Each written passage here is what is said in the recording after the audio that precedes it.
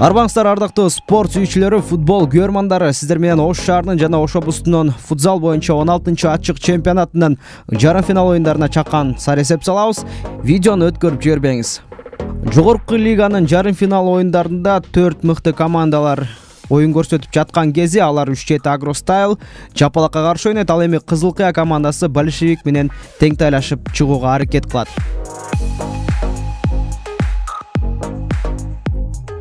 Жарым финалдын алгачкы беттешинде Жапалак жана 3-7 Агростайл командалары көрмандарга чыныгы футзал эмне экенин көрсөттү десем болот.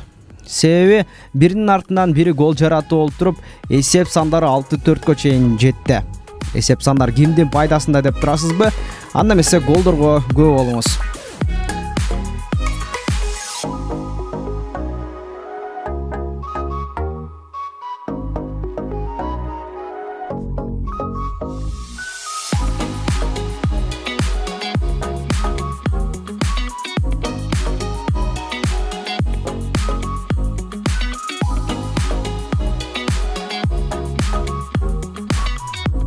Мына ушундай кооз оюн 3-7 Агростайл командасы финалга болгон жолдомону жеңип алды.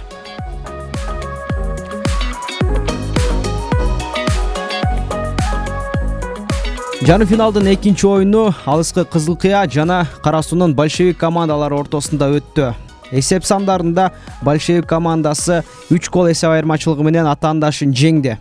Анткени Большевик командасында тажрыйбалуу болгон оюнчулар көп болуп, Кызыл Кыя алардын оюнуна каршы болгону бир гана гол менен жооп кылышты. Эсеп сандары 4-1, Большевик командасы финалда.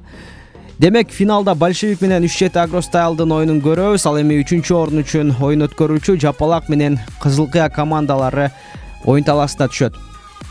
Финал оюндары, ардактуу көрөрмандар, 20-октябрь күнү Ош шаарындагы Шавкат спорт комплексинде орун алат. Баарыңыздарды күтөбүз.